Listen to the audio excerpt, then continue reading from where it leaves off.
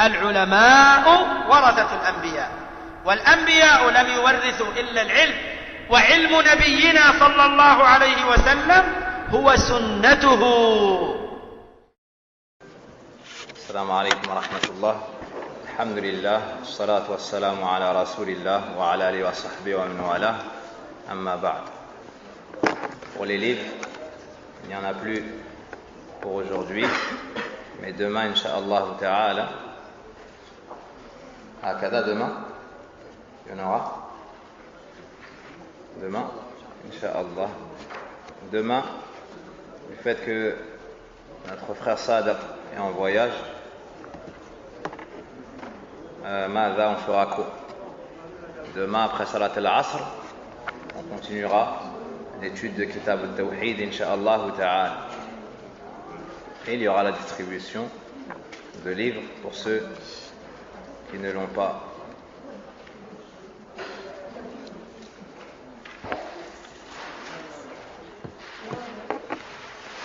Hier, nous avons étudié le chapitre numéro 23, Babu ma jaa fi sihr, concernant la sorcellerie. On a cité la définition du sihr dans la langue arabe, également dans la terminologie, ainsi que le jugement du sorcier, la gravité de la sorcellerie, ainsi que son jugement. Donc السحر من أكبر الكبائر وهو داخل في الشرك بالله والكفر. Donc la sorcellerie est un péché grave qui entre dans le polythéisme majeur. Cela car le sorcier ne peut devenir sorcier si ce n'est en faisant un pacte avec un shaitan. Ce dernier lui demande de mécroire, lui demande d'apostasier et de faire des actions qui annulent l'islam et le tawhid de la personne. En insultant Allah par exemple, wal-iyadhu billah, en insultant l'islam, le prophète sallallahu alayhi wa sallam, ou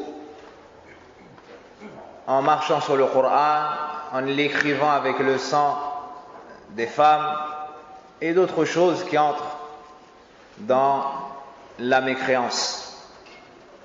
Ainsi, beaucoup de savants ont dit, tout sorcier est forcément mécréant car il ne peut atteindre ce niveau si ce n'est en pratiquant des formes de mécréance. Et l'auteur a cité deux versets dans lesquels on voit le jugement du sorcier, le jugement de la sorcellerie. Donc le sorcier est un kafir, la sorcellerie est du kufr. Et ceci était pratiqué par les gens ayant fait scission d'avec la voie de l'islam et de leur prophète, alayhi as-salatu was-salam. Comme Allah nous dit dans le Coran, yu'minuna bil-jibti wat-taghut, en blâmant les gens du livre. On a également récité le hadith de Abi Hurayrata radiyallahu anhu dans lequel le prophète sallallahu alayhi wa sallam nous dit ijtanibu sab'a al-mubiqat, éloignez-vous des 7 péchés causant la perte de la personne. On a expliqué quel mubiqat étaient les péchés qui anéantissaient la personne dans ce bas monde et dans l'au-delà. Et lorsque le prophète sallallahu alayhi wa sallam fut questionné au sujet de ces 7 péchés capitaux, il répondit Ash-shirku billah wa as-sihr, jusqu'à la fin du hadith. Wa min bab al-fa'ida ذكر البخاري رحمه الله تعالى هذا الحديث واختصره هكذا ذكر فقال الشرك بالله والسحر انتهى. يعني يريد أن ينبه على أن هذين النوعين هما أعظم الموبقات رحمه الله. Donc le prophète sallallahu alayhi wa sallam a cité parmi les péchés causant la perte de la personne le polythéisme, et la sorcellerie. La sorcellerie entre dans le polythéisme.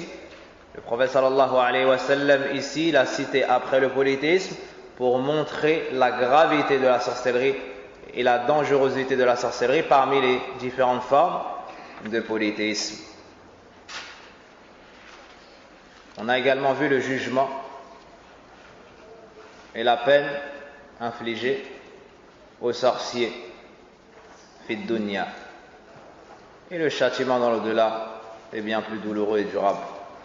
Wallahu musta'an. Et aujourd'hui nous entrons dans le chapitre numéro 24 bimashi'atillahi tabaraka wa ta'ala wa tawfiqihi wa i'anatihi iyana. قال المؤلف رحمه الله تعالى باب بيان شيء من أنواع السحر. L'auteur nous dit dans ce 24e chapitre, le chapitre de l'explication de certaines formes de sorcellerie, de certains types de sorcellerie.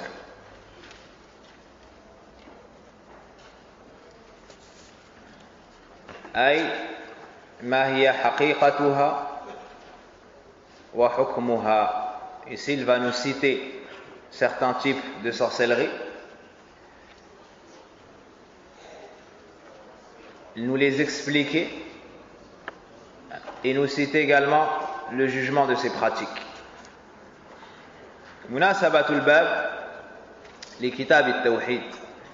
لما ذكر المؤلف رحمه الله تعالى في الباب الذي قبله في السحر وبين حقيقته وحكم وحد ساحر، هنا أراد بيان بعض أنواع الشرك لكثرتها ولكثرة وقوعها ولجهل الناس عن حقيقتها. L'auteur, rahimahullah ta'ala, nous a déjà parlé du polythéisme de manière détaillée. Et dans le chapitre précédent, il nous a parlé de la sorcellerie.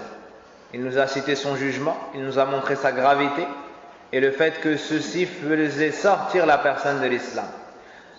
Puis, il fait suivre le chapitre de la sorcellerie par ce chapitre comportant des détails sur des types de sorcellerie. Pourquoi? Car la sorcellerie englobe de nombreux types d'actions de parole. Et ce qu'a cité ici l'auteur sont des choses qui peuvent arriver ou qui arrivent souvent, mais qui sont ignorées par bon nombre de personnes. Alors il nous a signalé c'est ça, afin qu'on puisse nous en éloigner.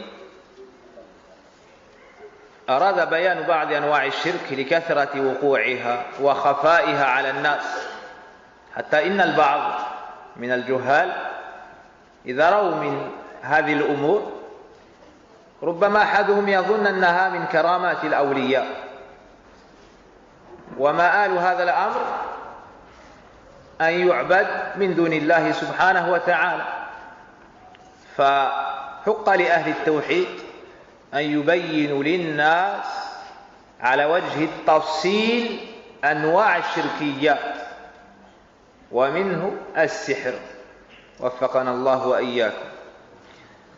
Donc l'auteur a spécifié certaines formes de sorcellerie qui peuvent être ignorées ou ne pas être connues par beaucoup de personnes, au point où lorsqu'on trouve des formes de sorcellerie mises en pratique par certaines personnes donc égarées, tu peux trouver des ignorants penser de ces gens-là que ce qu'ils ont fait n'est que le fruit de l'amour d'Allah et que ce sont des rapprochés d'Allah et que ce sont des miracles d'Allah qu'on voit entre leurs mains, alors que ce sont des sorciers et qu'ils n'ont aucune part dans l'au-delà s'ils meurent ainsi. Donc ce sujet mérite d'être cité, exposé et développé. أيضا أراد الشيخ رحمه الله تعالى من هذا الباب أن يبين أن ثمة أشياء تدخل تحت مسمى السحر لكنها ليست هي السحر بحقيقته الذي يعني ذكرناه في الباب السابق. فعلى الطالب يعني بحقيقة شرعية وفي الاصطلاح كما ذكرناه في الباب السابق. فينبغي لطالب العلم أن يفرق بين هذا وهذا، بين هذا وذاك. Donc l'auteur a également cité ce chapitre pour nous dire qu'il y a des choses dans les textes qui sont appelées sorcellerie et pourtant ne sont pas concernées par la réalité de la sorcellerie dont nous avons parlé hier, c'est-à-dire dans laquelle il y a la demande d'aide aux shayatin et dans laquelle il y a forcément de la mécréance. فعند الإطلاق الخاص ينطبق على ما ذكرناه ماذا بالأمس، وعند الإطلاق العام نرجع إلى الحقيقة اللغوية بأن السحر يدخل فيه كل ما خفي ودق سببه ولطف. Donc des fois tu vas entendre le mot sorcellerie pour des choses qui entreront dans le chapitre d'hier, c'est-à-dire la mécréance majeure dont vous avez tous entendu la gravité. Et par moment tu entendras l'appellation sorcellerie, mais ça reviendra plus au sens linguistique, c'est-à-dire qu'il y a un effet caché. D'accord? Par exemple, le prophète sallallahu alayhi wa sallam dit, comme on le verra incha'Allah ta'ala, inna min al-bayan ila sihra. Il y a dans l'éloquence une sorcellerie. Il y a dans l'éloquence une sorcellerie, du fait que la personne, de par son éloquence, arrive à tromper les gens, à duper les gens en leur montrant le faux vrai et le vrai faux. Donc il y a de la sorcellerie de quel point de vue? Du point de vue linguistique, pardon. Car il affecte la personne et le trompe d'une manière cachée et subtile. Ça revient au sens linguistique. Non pas car il a recherché l'aide auprès des shayatin et a mécru en Allah tabaraka wa ta'ala. Mafhoum hada?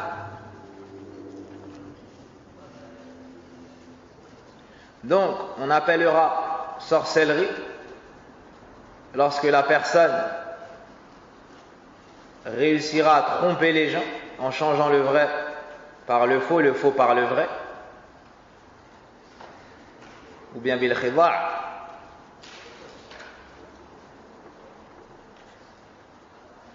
Hakada barakallahu fikum. Donc, l'étudiant doit faire la distinction entre ces deux choses qu'on appelle sorcellerie. Ce qui revient au sens linguistique, il y a un effet caché, subtil, et ce qui revient au sens dont nous avons parlé hier. قال المؤلف رحمه الله تعالى قال أحمد أبو عبد الله أحمد بن حنبل إمام أهل السنة أحد الأئمة.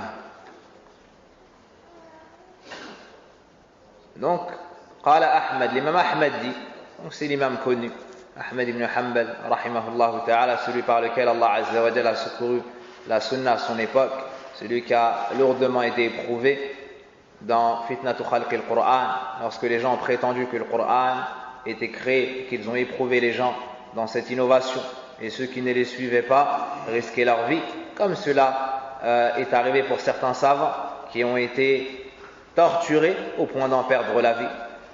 D'autres, parmi les gens de la masse, pareillement. Et l'imam Ahmed rahimahullah ta'ala restait ferme et disait: le Qur'an kalamullah, le Qur'an est la parole d'Allah. Amenez-moi une preuve dans le Qur'an ou la Sunna que ce n'est pas la parole d'Allah. Et ils n'ont pas pu le faire. Il a donc été emprisonné, il a été torturé, et malgré ça il n'a pas donné l'ordre de sortir contre les gouverneurs, contrairement au fatwa batila qu'on entend Mada ces jours-ci dans les événements qui ne sont pas loin de nous. Allahu musta'an. حدثنا محمد بن جعفر هو المشهور بغندار الهذلي البصري ثقة. L'imam Ahmed rahimahullah ta'ala dit, Mohammed ibn Ja'far nous rapporte, il est surnommé Rundar, parce que vous voyez dans les chaînes de transmission souvent vous voyez ce surnom Rundar. قال حدثنا عوف عن حيان ابن العلاء حدثنا قطن بن قبيصة عن أبيه.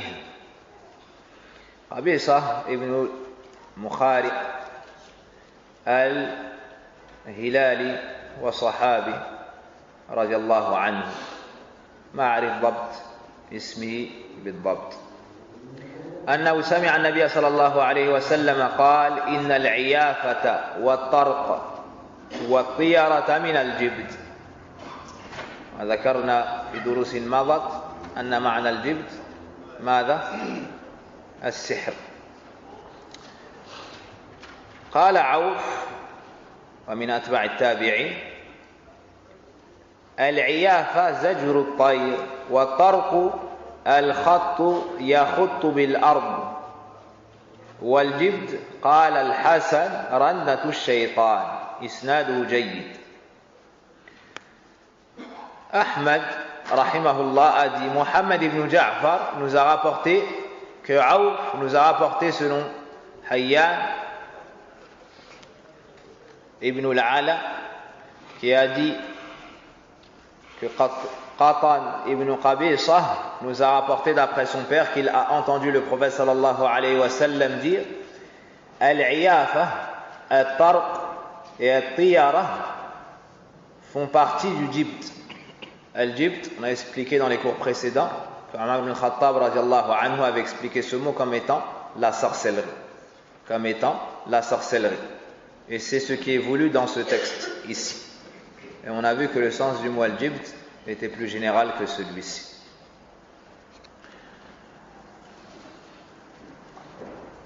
هذا أخرجه أحمد في المسند وأبو داود وابن حبان،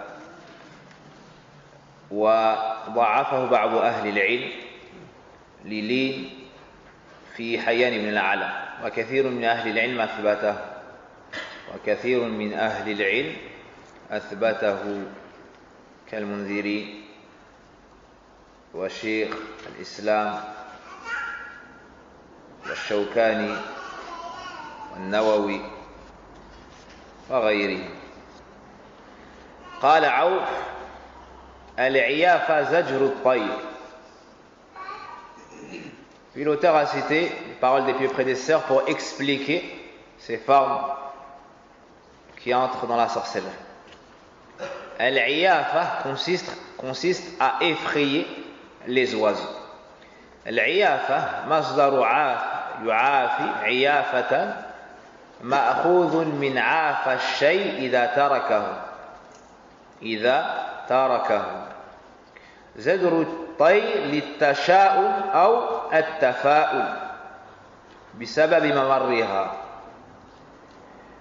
يعني يخوف الطير فتطير الطيور، فإذا ذهبت شمالا تشاءم بهذا الممر، وإذا ذهبت يمينا تفاءل من هذا الممر، وهذا من سفه المشركين.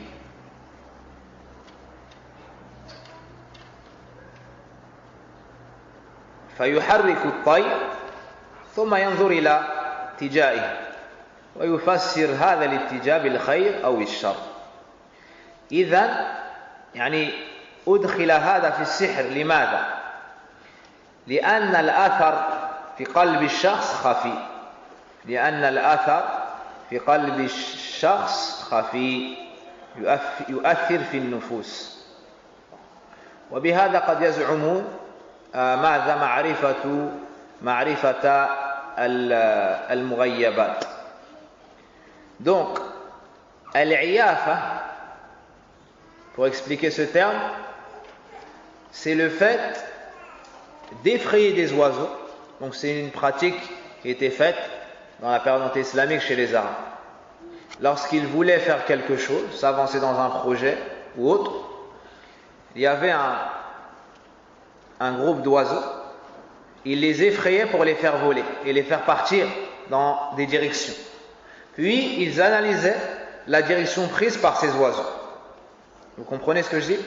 Ils effrayaient les oiseaux, puis observaient la direction prise par ces oiseaux. S'ils allaient vers la gauche, alors pour eux c'était une mauvaise augure. S'ils allaient vers la droite, alors ils étaient optimistes dans leur projet. Vous avez compris? Donc ils effrayaient les oiseaux, puis observaient la direction prise par ces oiseaux. S'ils partaient vers la gauche, alors c'est le mal. S'il partait vers la droite, alors on peut espérer tout le bien. C'est ainsi qu'il procédait. Et suite à cela, certains prétendaient même pouvoir informer les gens d'événements futurs. Certains prétendaient pouvoir informer les gens d'événements futurs. Voici le sens de l'iyafa. L'iyafa, c'est donc faire peur à des oiseaux, puis observer la direction qu'ils vont prendre pour soit penser à un bien, soit penser à un mal. Ce qu'on appelle la superstition. Le deuxième mot, at-tarq. At-tarq, il y a la connotation de turuq et chemin. ماذا خط الخط يخطه بالأرض الخط يخط بالأرض. Donc ça correspond à des traits que l'on trace au sol. يضعون ويرسمون خطوطا على الأرض. Donc comment est-ce que ça se manifeste? Comment se met en pratique cette chose? Ils tracent des traits sur le sol. Premièrement, comme une route, comme un chemin. Puis, ils font différents traits sur cette route. D'accord? Ils font différents traits et se mettent, ce sorcier, ce kahin, ce devin. Donc, je répète, il trace deux traits telle une route sur le sol, sur le sable. Par la suite, il fait plusieurs traits. Puis, il se met à effacer ces traits rapidement. Sur le sol. Et il regarde ce qu'il reste. S'il reste deux traits, alors c'est bon signe. S'il reste qu'un seul trait, alors c'est mauvais signe. C'est une façon de faire. D'accord? Une autre façon, selon ce qu'il reste, il prétend connaître l'avenir et le bien qui touchera la personne ou le mal qui touchera la personne. Donc c'est fait par al-Kohan, par les devins. يدعون علم الغيب. يأتي الكاهن يخط خطوطا كثيرة على الأرض ثم يمسحها بسرعة خطا أو خطين ثم ينظر ماذا بقي من الخطوط ويفسر على تفسير الباطل الكاذب. Donc il trace plusieurs traits puis les efface rapidement. Il les efface soit un par un, soit deux par deux et il regarde ce qu'il reste. S'il reste un trait, c'est mauvais signe. S'il reste deux traits, c'est bon signe. Ou le contraire. Et d'autres procèdent de manière différente. Le troisième mot est tiyara.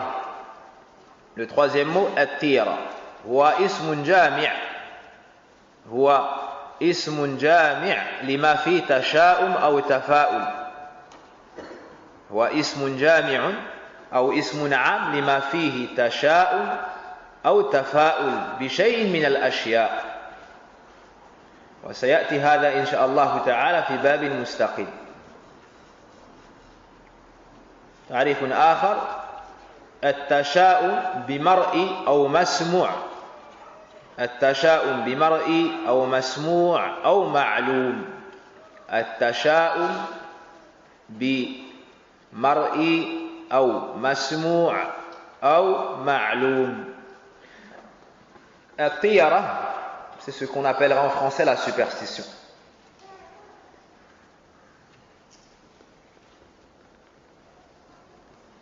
Pas traduit dans le livre ou... Non, ils ont mis tiyara. Donc tiyara, c'est la superstition. C'est le fait de penser du bien ou du mal suite à une chose qu'on voit, qu'on entend, ou une chose dont nous avons eu connaissance. C'est le fait d'avoir de la superstition suite à une chose que l'on voit, que l'on entend ou que l'on sait.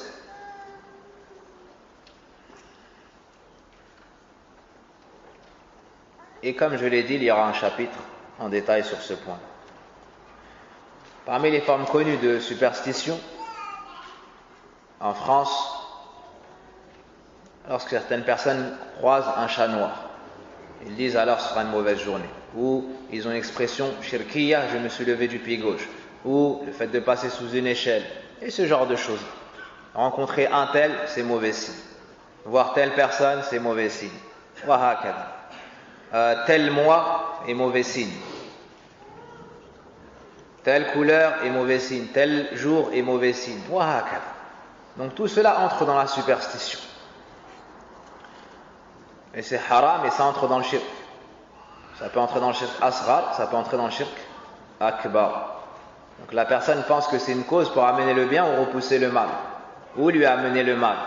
Elle a pris cela en tant que cause alors que la législation ne nous enseigne pas cela. Ça entre donc dans le polythéisme mineur à la base.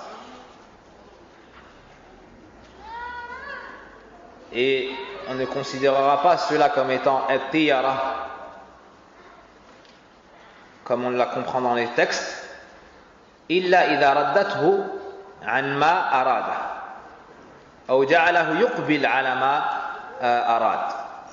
Et on considérera que c'est de la superstition qu'il a le jugement de celui qui met en pratique la superstition dans le cas où il délaisse une chose qu'il voulait entreprendre suite à cette superstition, ou il se met à faire une chose suite à cette superstition. Alors à ce moment-là, il sera tombé dans le shirk. C'est le polythéisme mineur à la base.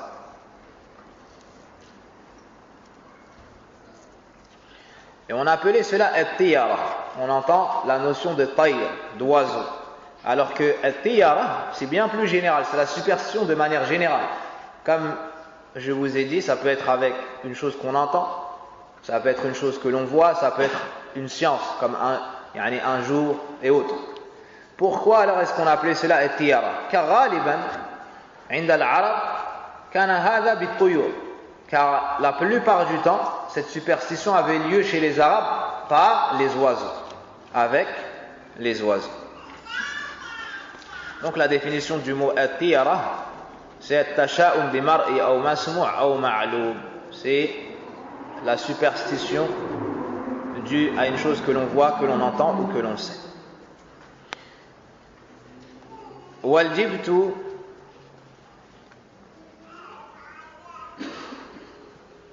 quant au jibt, Al-Hassan a dit à son sujet, concernant ce sujet, il s'agit de l'inspiration de Satan. Rannatu al-shaytan.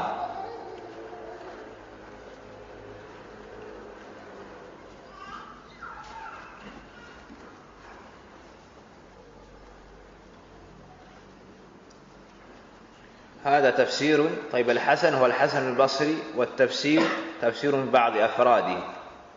رنة أي صوت، وجاء عند أحمد بلفظ إنه شيطان هكذا، والذي ذكره المؤلف هنا لعله أخذ من تفسير ابن كثير أنه يوجد لفظا. إسناده جيد.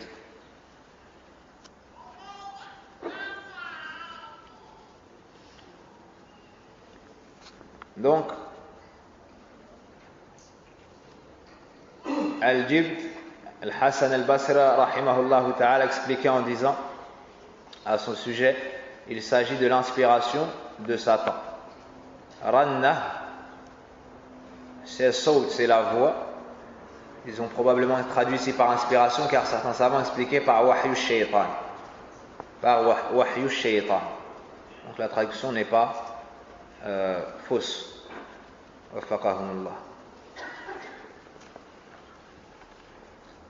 Et la base de tout ça, sans aucun doute, c'est Shaitan. C'est lui qui est à la base de l'égarement du fils d'Adam. Ces propos ont été rapportés. Wali Abi Daoud, والنسائي وابن حبان في صحيحه المسند منه. Ces propos, donc ce que nous venons de lire, ont été rapportés selon une bonne chaîne de transmission, de même qu'ils ont été rapportés par Abu Daoud al-Nasa'i ibn Hibban dans son recueil de hadiths authentiques.